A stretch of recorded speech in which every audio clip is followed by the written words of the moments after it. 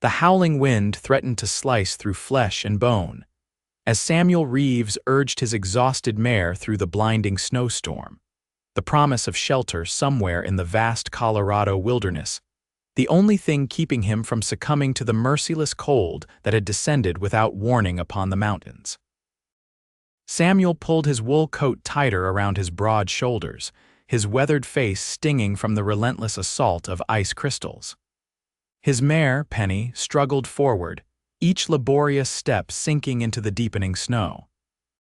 The brutal December of 1878 had proven itself unforgiving, even to a man who had spent 15 years in these mountains. "Just a bit further, girl," he encouraged, patting her neck with his gloved hand. "We'll find some place to wait this out." He squinted through the whiteout conditions, searching for anything that might offer sanctuary. The trail to Durango had disappeared hours ago, and with nightfall approaching, Samuel knew his chances were dwindling rapidly. He'd left his modest ranch near Silverton 3 days ago to deliver a herd of cattle, completing the sale just before the storm hit. Now, the money was securely tucked in his saddlebag, but it would be worthless if he froze to death before making it home. Through the curtain of white, Samuel spotted an unusual shape, a dark silhouette against the snow. He steered Penny toward it, hope flickering in his chest. As they drew closer, he realized it was a fallen horse, half buried in snow. His heart sank, but then he noticed something else, a human form several yards away, barely visible beneath a growing blanket of white. "Whoa," he commanded, pulling Penny to a halt.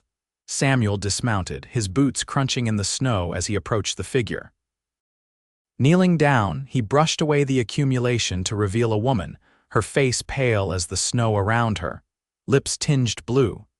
She was beautiful even in her frozen state, delicate features framed by dark hair that had come loose from what must have been an elegant updo. Her traveling clothes were fine but completely inadequate for the mountain winter. Samuel pressed his fingers to her neck, searching for a pulse, relieved when he felt a faint flutter beneath his touch. She was alive, but barely. "Madam," he called, giving her shoulder a gentle shake. "Madam, can you hear me?" Her eyelids fluttered but remained closed. There was no time to waste. Samuel unbuttoned his coat, then lifted the woman into his arms. She was light, too light and frigid to the touch. Carrying her to Penny, he somehow managed to mount with the woman cradled against his chest. "We need to find shelter, and quick," he told his horse, who snorted in seeming agreement. Samuel remembered passing an abandoned miner's cabin about a mile back. It wasn't much, but it would block the wind and snow. He turned Penny around, holding the unconscious woman securely as they made their way through the worsening storm. The cabin appeared like a ghost through the swirling snow, a small, dilapidated structure that had seen better days. Samuel carefully dismounted, keeping the woman close to his body as he approached the door. It took several solid kicks before the frozen door gave way, swinging open to reveal a single room filled with shadows and cold air. Samuel carried her inside and gently laid her on the dusty floor. After securing Penny in a lean-to attached to the cabin, he returned to assess their situation. The cabin was bare save for a small, rusted stove, a rickety table with one chair, and an old rope bed frame with no mattress. Samuel immediately set to work, gathering what little wood remained stacked beside the stove. It was damp but might burn if he could get a fire started. From his saddlebag, he retrieved flint and steel, along with scraps of paper he'd kept from his cattle sale. Soon, a small flame flickered to life inside the stove, casting long shadows across the cabin walls. He turned his attention back to the woman who hadn't stirred. Her breathing was shallow, her skin still alarmingly cold. Samuel knew enough about surviving in the mountains to recognize that her wet clothes would kill her if not removed. "Forgive me, madam," he murmured, feeling heat rise to his cheeks despite the cold. With careful movements, he removed her sodden traveling coat, gloves, and boots. He hesitated at her dress, propriety warring with necessity, but the blue tint of her lips made the decision for him. Working efficiently, Samuel removed her outer garments, leaving her in her chemise and drawers. He then took his single blanket from his bedroll, the last one he'd packed after selling his spare supplies for extra cash, and wrapped it around her still form. He positioned her as close to the stove as was safe, then added more wood to build the fire higher. With the woman tended to as best he could manage, Samuel saw to Penny, removing her saddle and bridle and brushing the snow from her coat. He fed her the last of his oats and gave her water from a pot he'd filled with snow and melted on the stove. The howling wind outside intensified as night fell completely. Samuel returned to the cabin, stomping snow from his boots. He added more wood to the fire, grateful for the meager supply left by the previous occupants. He looked down at the woman, still unconscious but with more color returning to her face. In the firelight, he could see she was young, perhaps 25, with delicate features and long eyelashes that cast shadows on her cheeks. "Who are you?" he wondered aloud. "And what in God's name were you doing out in that storm?" As if in response to his question, she stirred slightly, a soft moan escaping her lips. Samuel knelt beside her, watching as her eyelids fluttered and then opened, revealing eyes the color of spring violets, unfocused and confused. "Easy now," he said softly. "You're safe." Her gaze found his face and fear flashed across her features. She tried to sit up but fell back, too weak to manage it. "Where am I?" she asked, her voice barely a whisper. "Who are you?" "Name's Samuel Reeves, madam. Found you half frozen in the snow." "We're in an old miner's cabin waiting out the storm." She blinked slowly, processing his words. "My horse," Samuel shook his head. "I'm sorry, your horse didn't make it."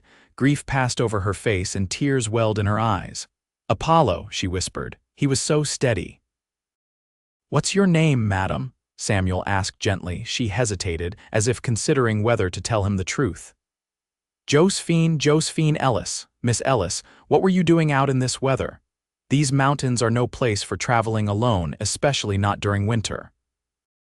Josephine attempted to sit up again, this time succeeding with Samuel's help. She clutched the blanket around herself, then realized her state of undress. Her cheeks flushed. "My clothes, they were soaked through," Samuel explained quickly, averting his eyes. "You would have frozen to death. I had to remove them. They're drying by the fire now." She nodded slowly, clutching the blanket tighter. "Thank you for saving my life, Mr. Reeves." "Samuel, please." Josephine looked around the sparse cabin, then back at him. "How long was I unconscious?" "A couple hours." "It'll be full dark soon, if it isn't already. Storm's getting worse." She closed her eyes briefly, fatigue evident in every line of her body. "I was traveling to Durango. My father arranged for me to marry a man there, a business associate of his. The stagecoach broke an axle about 20 miles back. The other passengers decided to wait with it, but I thought I could make it on horseback." A bitter laugh escaped her. "Foolish." "Brave," Samuel corrected. "Foolhardy, perhaps, but brave." Their eyes met, and something passed between them, an understanding, perhaps, or recognition of a kindred spirit. "You're shivering," he observed. "I'm still so cold," she admitted. "I can't seem to get warm." Samuel hesitated, then stood and removed his coat. "I need to check on my horse again." "Try to rest. The fire should warm the cabin soon." Outside, in the lean-to, Samuel leaned against the wall, taking deep breaths of the frigid air. Josephine Ellis was clearly a woman of means on her way to marry a wealthy man. And here she was, half-dressed and alone with a cattle rancher in an abandoned cabin. The impropriety of the situation wasn't lost on him, but neither was the reality they needed to survive the night, and that meant keeping warm.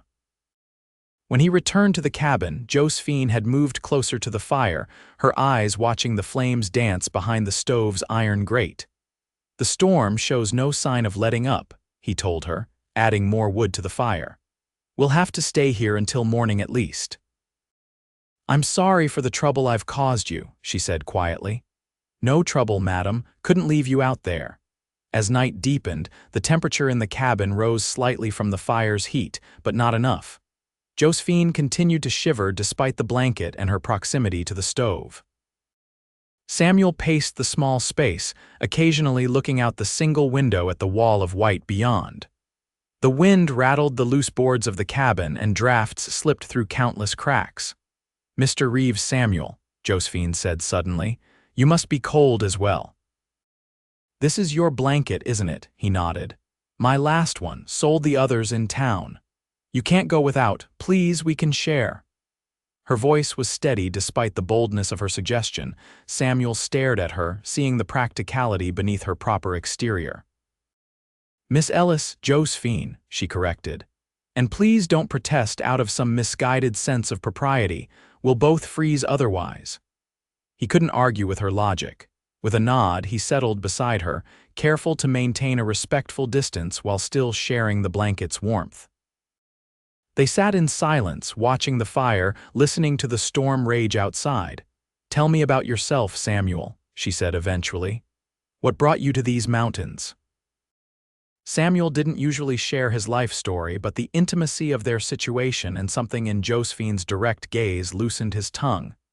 "Came west after the war," he said. "Fought for the Union. Afterward, couldn't settle back into normal life in Pennsylvania. Too many ghosts." He paused. "Started ranching near Silverton about 15 years ago. Built it up from nothing. It's not much, but it's mine."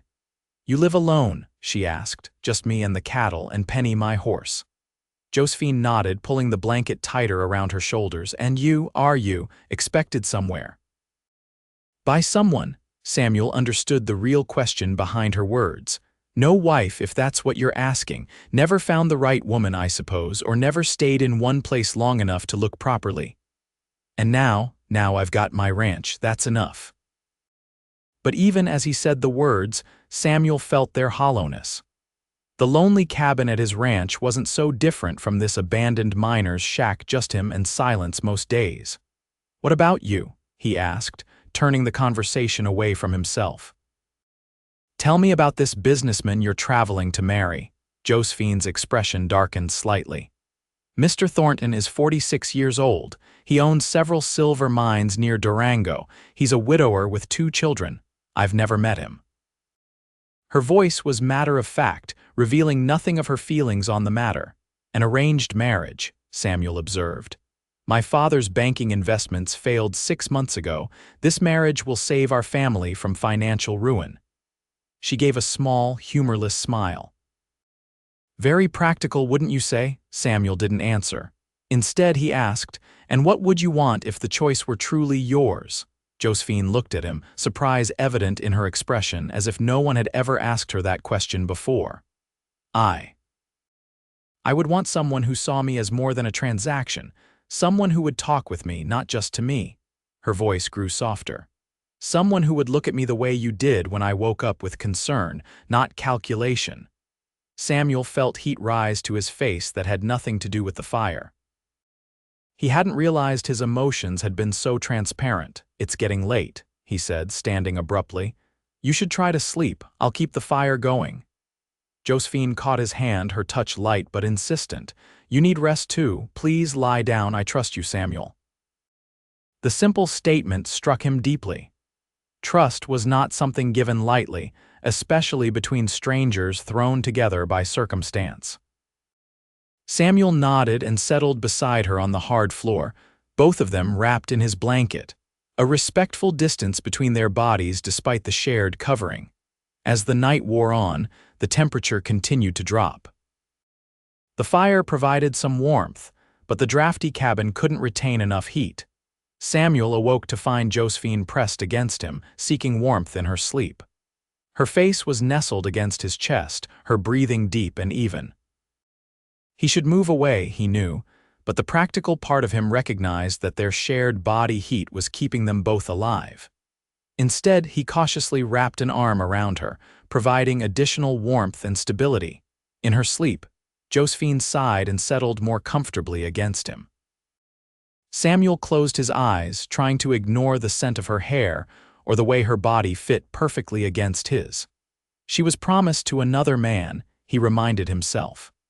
A man who could give her the security and comfort that a struggling cattle rancher never could. But as he drifted back to sleep, Samuel couldn't help but wonder what it would be like to wake up like this every morning, with Josephine Ellis in his arms.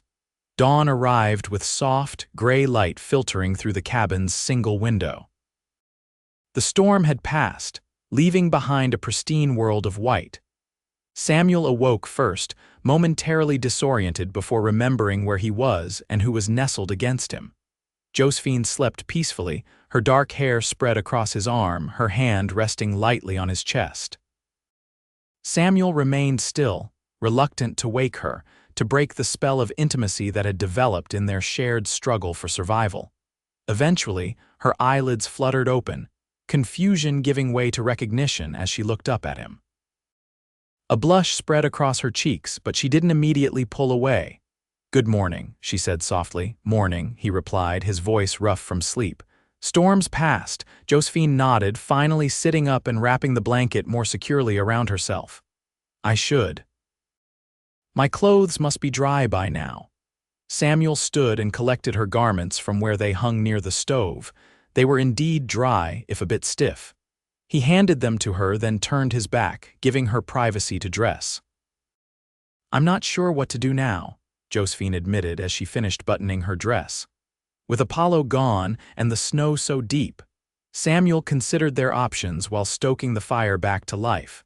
"Penny's strong, but she can't carry us both all the way to Durango in these conditions. There's a small settlement about 5 miles from here, Silver Creek. We could make it there by midday. And then, they'll have horses you can purchase, or perhaps a stagecoach passes through." Josephine nodded, but there was hesitation in her eyes. I should thank you properly, Samuel. You saved my life with your kindness and your last blanket." "Anyone would have done the same," he said, uncomfortable with her gratitude. "No," she said firmly, "not anyone. Most would have ridden past, unwilling to risk their own safety." She stepped closer to him. "I owe you my life, and I won't forget it." Before Samuel could respond, a sound from outside caught their attention, the unmistakable jingle of harnesses and the crunch of hooves in snow. Samuel moved to the window, peering out cautiously. A stagecoach was making its way slowly through the deep snow, following what had once been the trail. "It's the stage," he told Josephine. "Must be the one that broke down. They've made repairs." Relief and something like disappointment crossed Josephine's face. "That's fortunate. I can continue to Durango now." Samuel nodded, ignoring the hollow feeling in his chest. "Let me flag them down." He stepped outside, waving his arms to catch the driver's attention. The stagecoach slowed, then came to a stop. The driver, a grizzled man bundled in furs, looked down at Samuel with surprise. "Didn't expect to see anyone out here," the driver called. "You stranded?" "Found a lady who was," Samuel replied, gesturing toward the cabin where Josephine now stood in the doorway. "Miss Ellis was separated from your coach during the storm." The driver's eyebrows shot up. "Miss Ellis, we thought you were dead for sure." He turned to shout at the coach. "It's that crazy lady who rode off yesterday." The door of the stagecoach opened and a round-faced woman peered out. "Josephine Ellis, is that really you?" Josephine stepped forward, dignity in every line of her body despite her ordeal. "Yes, Mrs. Winters, I'm quite all right, thanks to Mr. Reeves here." Mrs. Winters looked between them, her expression calculating. "Well, thank the Lord." Mr. Thornton would have been most displeased if his bride-to-be had perished before he even met her. Samuel felt a tightening in his chest at the mention of Josephine's intended husband. "There's room in the coach," the driver announced. "We're behind schedule but should make Durango by nightfall if the roads are clear." Josephine turned to Samuel, conflict evident in her eyes. You should go," he said quietly. Mr. Thornton will be worried." She nodded slowly, then turned to gather her few belongings from the cabin. Samuel followed, watching as she straightened her traveling coat and attempted to tidy her hair. "Your money," he said suddenly, remembering. "For a new horse, you'll need transportation in Durango." "I couldn't possibly, please," Samuel insisted, reaching into his pocket and withdrawing a portion of the money from his cattle sale. "Consider it a loan if you must." Josephine hesitated, then accepted the money, her fingers brushing against his. "I'll repay you, somehow." "No need," he said, forcing a smile. "Just glad you're safe." They walked back to the stagecoach together, Samuel carrying Josephine's small bag. The other passengers watched curiously from the windows as he helped her up into the coach. "Thank you," she said one last time, looking down at him from the coach step. "For everything, Samuel Reeves. Safe travels, Miss Ellis." The driver called to the horses and the stagecoach began to move. Josephine's face appeared at the window, her expression unreadable as she watched Samuel standing in the snow. He raised a hand in farewell, and then the coach rounded a bend in the trail and disappeared from sight. Samuel stood there longer than necessary, the cold seeping through his boots. Finally, he turned and went to prepare Penny for their journey back to Silverton. The cabin seemed emptier now as he gathered his few possessions, including the blanket that still carried Josephine's scent. He told himself it was for the best. Josephine Ellis belonged to a different world, a world of fine dresses and business arrangements, of society and comfort. His world was one of hard work and solitude, of struggle and survival. Yet as he mounted Penny and turned toward home, Samuel couldn't shake the memory of Josephine sleeping in his arms, or the way she had looked at him when she asked what he would want, if the choice were truly hers. The trail to Silverton seemed longer and lonelier than ever before. 3 days later, Samuel arrived back at his ranch, a modest spread nestled in a valley with views of the mountains in every direction. The main house was small but sturdy, built with his own hands over the years. A barn, corral, and bunkhouse for the occasional hired hand completed the homestead. As he unsaddled Penny and led her into the barn, Samuel tried to shake off the melancholy that had followed him since watching Josephine ride away in that stagecoach. She was probably married by now, beginning her new life as Mrs. Thornton. "Foolishness," he muttered to himself as he forked hay into Penny's stall. "Known her less than a day." But it had been a day unlike any other, a day when life and death hung in the balance, when barriers of class and custom fell away in the face of survival. A day when he had held a woman in his arms for the first time in years, and felt something awaken inside him that he thought had died long ago. The next few weeks passed in a blur of routine, tending the cattle, repairing fences damaged by the heavy snow, preparing for the long winter ahead. Samuel threw himself into the work, exhausting his body in hopes of quieting his mind. It was nearly Christmas when an unexpected visitor arrived at the ranch. Samuel was chopping wood when he heard the sound of an approaching horse. He set down his axe and shielded his eyes against the bright winter sun, watching as a rider came into view. It wasn't until the horse drew closer that Samuel realized the rider was a woman, bundled in furs against the December cold. His heart leapt before he could control it, but he tamped down the foolish hope. It wouldn't be her, but it was. Josephine Ellis reined her mount to a stop before him, her cheeks flushed from the cold, her violet eyes bright as she looked down at him. "Hello, Samuel," she said, as if it hadn't been weeks since they'd seen each other, as if her appearance on his doorstep wasn't completely unexpected. Samuel stood frozen, convinced he was hallucinating. "Miss Ellis, Josephine," she corrected with a small smile. "May I dismount?" "It's been a long ride from Durango." Samuel stepped forward automatically, helping her down from the horse. She was real, solid beneath his hands, not a figment of his imagination. "What are you doing here?" he asked once she was standing before him. "Shouldn't you be married?"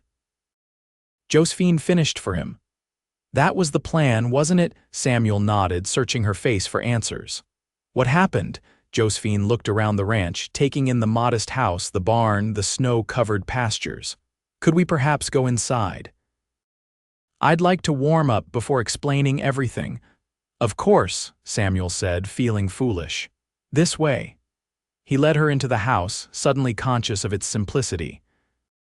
The main room served as both kitchen and living area, with a stone fireplace along one wall and a rough-hewn table with 4 chairs in the center. A door led to his small bedroom, and a ladder in the corner provided access to a loft. Samuel stoked the fire while Josephine removed her outer layers, revealing a traveling dress simpler than the one she'd worn when he found her in the snow.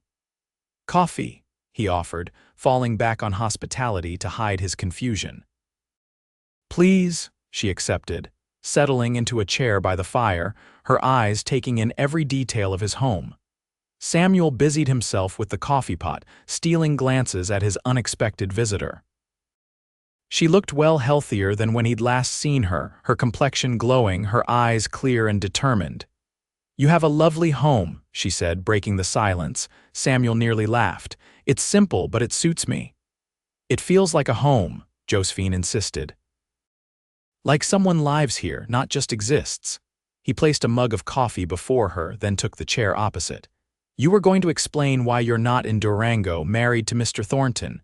Josephine wrapped her hands around the mug, seeming to gather her thoughts. "I did meet him, you know.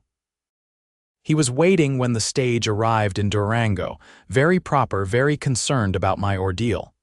She took a sip of coffee. "He asked about the man who saved me. You wanted to know if you'd been gentlemanly." Samuel tensed. "And what did you tell him?" "The truth. That you had been nothing but honorable, that you gave up your last blanket to keep me warm, that you saved my life at risk to your own." She set down the mug.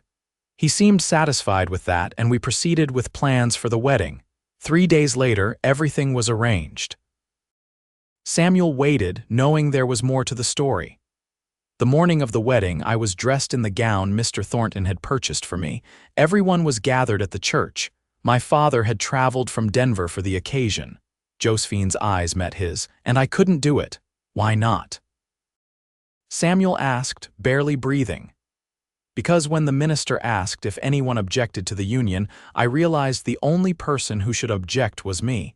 I didn't love Mr. Thornton. I respected him, certainly. He was kind in his way, if a bit controlling. But all I could think about was what you asked me in that cabin. What would I want, if the choice were truly mine?" Samuel remembered the moment clearly, her surprise that anyone would ask her opinion, the vulnerability in her eyes. "So what did you do?" he asked. "I spoke the most difficult words of my life. I said I object, then I walked out of the church, much to everyone's horror." A small, rueful smile played at her lips. "My father was furious, of course. Mr. Thornton was more embarrassed than heartbroken, I think. He barely knew me after all." "And now," Samuel gestured to her presence in his home. "What brings you here?" Josephine stood and moved to the window, looking out at the snow-covered landscape. "After I left the church, I had nowhere to go. My father disowned me on the spot. I had only the money you gave me and whatever I could sell from my personal belongings." She turned to face him. "I thought about what I truly wanted, about who had shown me true kindness without expectation. And I remembered the way you looked at me in that cabin, like I was a person worth knowing, not just a transaction to be completed." Samuel stood as well, his heart pounding. "Josephine, I'm not asking for anything," she said quickly. "I don't expect you to feel what I feel. But I couldn't marry a man I didn't love when I knew that somewhere out there was a man who showed me what care and respect truly look like." She took a deep breath. "I've taken a position teaching at the school in Silverton. It doesn't pay much, but it's honest work, and I have a small room above the mercantile." "You're staying in Silverton?" Samuel asked, struggling to process everything. "Yes, I start after the new year." She looked down at her hands. "I just wanted to thank you properly, now that I'm not rushing off to a wedding I never wanted." Samuel crossed the room to stand before her, close enough to see the uncertainty in her eyes. "You gave up everything, security, your family, your position, because of what happened between us in that cabin." "No," she corrected gently. "I gave those things up because they were never truly mine to begin with. My father sold me to cover his debts.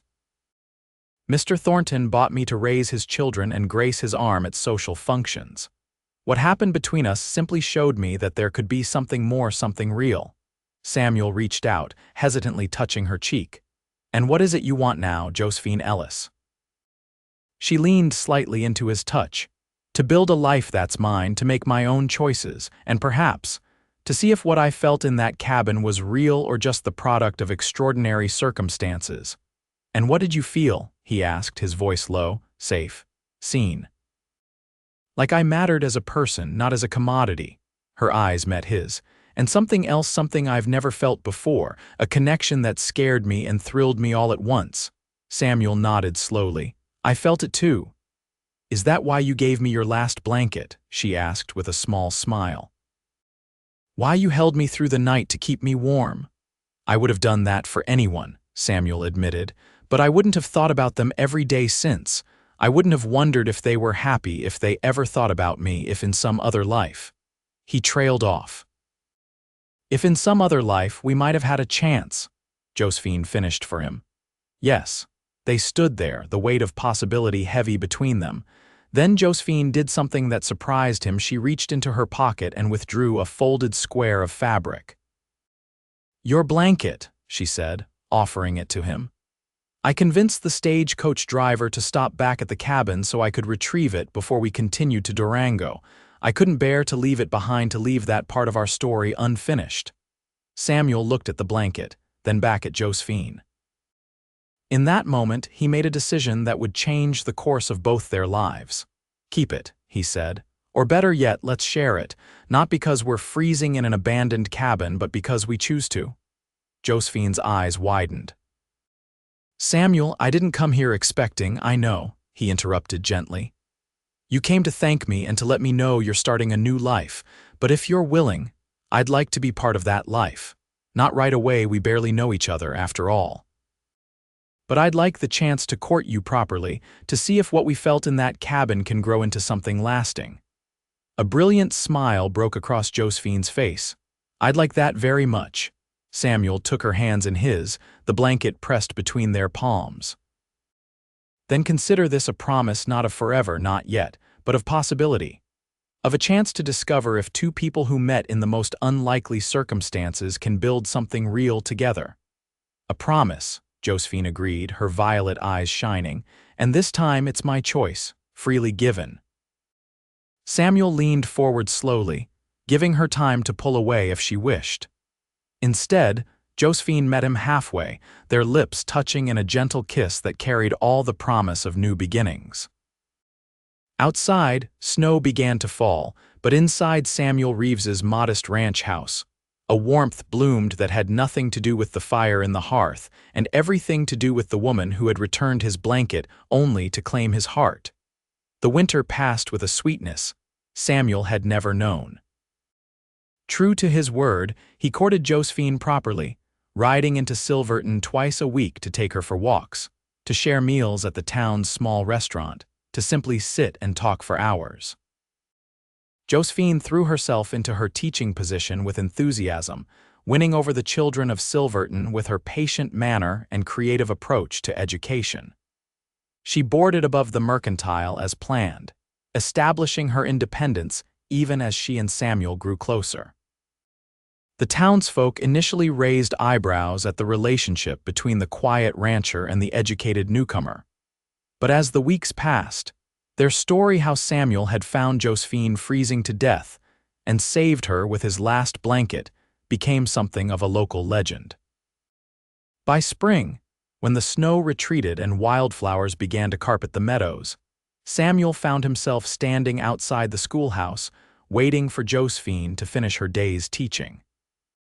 He had visited the silversmith in Durango the week before, returning with a small velvet box that now weighed heavily in his pocket.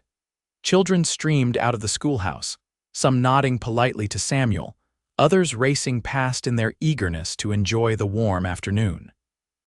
Finally, Josephine appeared in the doorway, her face lighting up when she saw him. "Samuel, I wasn't expecting you today," she crossed to him, pressing a quick kiss to his cheek. "Is everything all right at the ranch?" "Everything's fine," he assured her, taking her hand. "I thought we might take a ride. There's a place I'd like to show you." Curiosity sparked in her eyes. "A mysterious adventure. How can I refuse?" They rode together on Penny, Josephine seated comfortably in front of Samuel, her back against his chest as they traveled through the greening valley. She had become an accomplished rider over the past months, but Samuel treasured these moments when he could hold her close without pretense. He guided them to a small rise overlooking a meadow bursting with early wildflowers. A clear stream wound its way through the grass, and beyond it, mountains still capped with snow rose majestically against the blue sky. "It's beautiful," Josephine breathed as Samuel helped her down from the horse. "It's part of my land," he told her, "the northern boundary of the ranch." Josephine looked at him in surprise. "I didn't realize your property extended this far." "There's a lot you haven't seen yet," Samuel said, taking her hand and leading her to a large flat rock overlooking the meadow. They sat together, enjoying the warm spring breeze and the distant calls of birds. "I've been thinking," Samuel began after a comfortable silence, "about the future." Josephine turned to him, her violet eyes curious. "What about it? The school term ends soon. You mentioned the board offered to renew your position for next year." "They did," she confirmed. "I haven't given them my answer yet." Samuel took a deep breath. "Before you do, I wanted to ask what you envision for your future. Are you content teaching in Silverton, living above the mercantile?" Josephine considered the question seriously. "I enjoy teaching very much. The children are wonderful and it gives me purpose. But," she hesitated, Samuel prompted gently, "but I still feel like I'm waiting for something, like I'm in between chapters of my life." She looked at him directly. "I think you know why." Samuel nodded slowly. They had been careful in their courtship, taking time to truly know one another. But the feelings that had sparked in that abandoned cabin had only grown stronger with each passing day. "Josephine," he said, taking both her hands in his. "When I found you in that snowstorm, I had no idea how completely you would change my life. For 15 years, I convinced myself that solitude was enough, that my land and my cattle were all the company I needed. But then you came along with your courage and your determination, and suddenly my ranch felt empty whenever you weren't there." Tears gathered in Josephine's eyes as Samuel continued. "I love you," he said simply. "I love your strength and your kindness. I love how you've built a new life on your own terms. I love watching you teach those children, seeing the difference you make in their lives. I want to build a future with you, Josephine Ellis, if you'll have me." He reached into his pocket and withdrew the velvet box, opening it to reveal a simple but elegant ring with a small sapphire surrounded by tiny diamonds. "Will you marry me? Not because someone arranged it or because it's practical, but because we choose each other, freely and completely." Josephine stared at the ring, then at Samuel, tears now flowing freely down her cheeks. "Yes," she whispered, then more firmly, "Yes, Samuel Reeves, I will marry you." Samuel slipped the ring onto her finger, his own eyes damp with emotion. "It's not the finest ring, it's perfect," Josephine interrupted, "because it's from you and it represents our choice." They sealed their engagement with a kiss as the spring breeze carried the scent of wildflowers around them.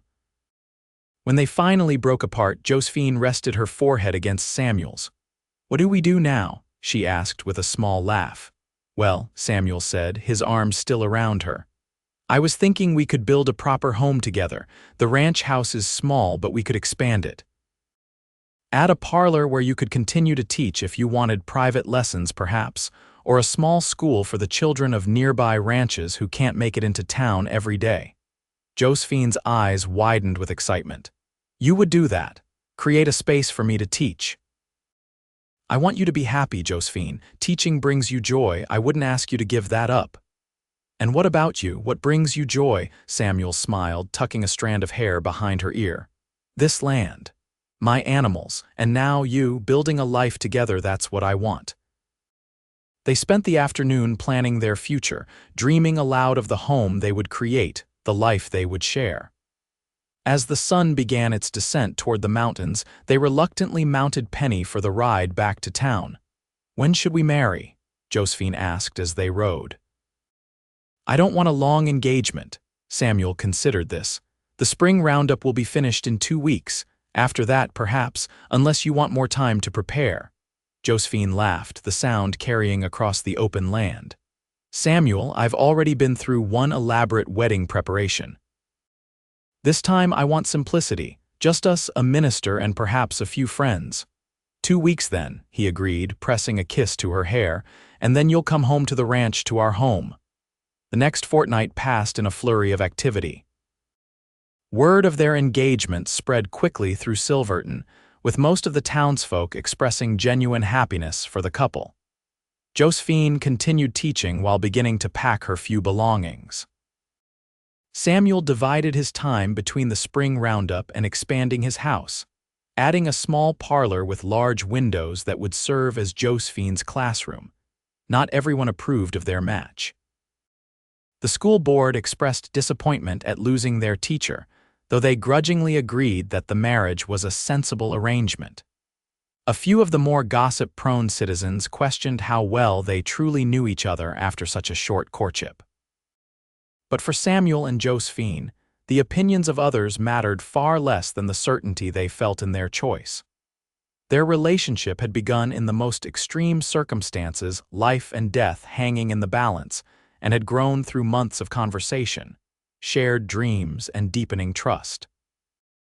On a perfect May morning, they were married in the small church in Silverton. Josephine wore a simple white dress she had sewn herself, adorned with lace she'd purchased from the mercantile. Samuel, unaccustomed to formal attire, looked handsome if somewhat uncomfortable in a new suit. The congregation was small but heartfelt teachers from the school, ranchers who had worked with Samuel over the years, children whom Josephine had taught, all gathered to witness their union. When the minister pronounced them husband and wife, Samuel pulled Josephine into a kiss that expressed all the joy and promise he felt in that moment. The guests applauded, some wiping away tears at the evident happiness of the couple. The celebration afterward was held at the town's restaurant, with food and dancing lasting well into the evening. As the sun began to set, Samuel took Josephine's hand. "Ready to go home?" he asked softly. Josephine nodded, her eyes shining. "More than ready." They rode to the ranch together on Penny, just as they had the day of Samuel's proposal. This time, however, Josephine wore a gold band on her finger that matched the one on Samuel's hand, and the journey ended not at the schoolhouse but at their home. Samuel had prepared a surprise for his bride. As they approached the ranch, Josephine gasped at the transformation. Lanterns hung from the porch and nearby trees, casting a warm glow over the property. Flowers adorned the entrance to their home, and when Samuel carried her across the threshold, she found the interior similarly decorated with wildflowers and candles. "Samuel," she breathed, taking in the romantic scene. "When did you do all this?" "Had some help from the Jenkins boys," he admitted, referring to a neighboring ranching family. "Wanted tonight to be special." Josephine turned in his arms, her eyes filled with emotion. "It already was, but this is magical." Samuel set her down gently but kept his arms around her waist. "Welcome home, Mrs. Reeves." The name, her new name, brought a fresh smile to Josephine's face. "I like the sound of that." That night, as husband and wife, they shared Samuel's blanket, the same one that had saved Josephine's life during that fateful snowstorm. Now, it represented not survival but choice, not necessity but love freely given and joyfully received. The years that followed brought both challenges and joys to the Reeves ranch. Josephine established her small school in the parlor Samuel had built for her, teaching the children of neighboring ranches and occasionally boarding students from more distant homesteads. Her reputation as an excellent educator spread throughout the county, bringing a steady stream of pupils to their door. Samuel expanded his cattle operation, eventually acquiring additional land and hiring 2 full-time hands to help manage the growing herd. The ranch prospered under his careful stewardship, providing a comfortable if not luxurious living for his family, and family it became. A year after their wedding, Josephine gave birth to their first child, a son they named David. 2 years later, a daughter followed, whom they called Elizabeth. Both children grew up surrounded by books and animals, learning the value of education from their mother and the importance of hard work from their father. Through it all, Samuel and Josephine's love deepened and matured. The passion that had sparked between them in that abandoned cabin never diminished, but it was joined by a profound partnership built on mutual respect and shared purpose. They faced hardships together: harsh winters that threatened the herd, a summer drought that nearly ruined them, the year Josephine fell ill with pneumonia and Samuel feared he might lose her. But each trial only strengthened their bond, reinforcing the choice they had made to build a life together. On the 10th anniversary of the day Samuel found Josephine freezing in the snow, they stood together on the porch of their home, watching their children play in the yard with the dogs. Do you ever wonder what would have happened if you hadn't ridden out in that storm? Josephine asked, leaning against her husband's strong shoulder. Samuel wrapped an arm around her, drawing her close. Sometimes, or if you had stayed with the stagecoach instead of trying to continue on horseback. We never would have met, Josephine mused. I don't believe that, Samuel said after a moment's consideration. Somehow, I think we would have found each other anyway, maybe not in such dramatic circumstances, but someday, somewhere. Josephine smiled up at him. That's uncharacteristically romantic of you, Mr. Reeves. You've had an influence on me, Mrs. Reeves, he replied with a grin. After 10 years, some of your poetic nature was bound to rub off, she laughed, then grew serious. I've never regretted it, you know, walking out of that church in Durango, coming to find you, choosing this life. Samuel turned to face her fully, cupping her face in his weathered hands. The years had added fine lines around her eyes and silver threads among her dark hair, but to him, she was more beautiful than ever. Nor have I regretted giving you my last blanket, he said softly. Best decision I ever made. Josephine stood on tiptoe to press her lips to his, the kiss as sweet and promising as their first. When they separated, she rested her head against his chest, listening to the steady beat of his heart. Look, she said suddenly, pointing to the horizon. Snow. Samuel followed her gaze to see delicate flakes beginning to fall from the gray December sky, the first snow of the season. Their children noticed too, shouting with excitement and running around with faces turned upward to catch the flakes on their tongues. Should we call them in? Samuel asked. Josephine shook her head. Not yet. Let them enjoy it a little longer. As the snow fell more heavily, Samuel and Josephine remained on the porch, arms around each other, watching their children play. The ranch spread out before them, the sturdy barn, the expanded house, the pastures where cattle grazed, all of it built through their joint efforts, their shared vision. I love you, Samuel, Josephine said, her voice carrying all the warmth and certainty of their years together. And I love you, he replied simply. Always have, since that day in the snow, always will. They called the children in eventually, all four gathering around the hearth as the storm intensified outside. Samuel built up the fire while Josephine prepared hot chocolate, David and Elizabeth chattering excitedly about their plans for the coming Christmas. Later, after the children were asleep, Samuel and Josephine stood at their bedroom window, watching the blizzard transform their world into a wonderland of white. Reminds me of the night we met, Samuel said, his arms encircling Josephine from behind. She agreed, leaning back against him. Though I much prefer being in here with you than freezing to death out there, Samuel chuckled, pressing a kiss to her neck. As do I. Josephine turned in his embrace, her violet eyes reflecting the lamplight. Thank you for finding me that day, for sharing your last blanket. For giving me a choice when no one else would. Thank you for coming back, Samuel replied. For choosing this life, for choosing me when you could have had so much more. Josephine shook her head firmly. There is no more than this, Samuel. This ranch, our children, the life we've built together, this is everything. As the storm raged outside, Samuel Reeves and his wife prepared for bed, wrapping themselves in the quilt that had once been his last blanket, the blanket that had saved Josephine's life and, in doing so, had given them both the greatest gift of all. A love born of choice, nurtured through hardship, and sustained by unwavering commitment to each other. In the heart of the Colorado wilderness, far from the society that had once sought to determine Josephine's path, they had built something precious and rare, a partnership of equals, A family bound by love rather than obligation. A home that stood as testament to the power of one simple act of kindness on a snowy December day. The last blanket that had once meant mere survival now symbolized everything they had become together: shelter from life's storms, warmth against the cold world, comfort in times of need, and above all, the choice two people made to face whatever came, not alone, but side by side.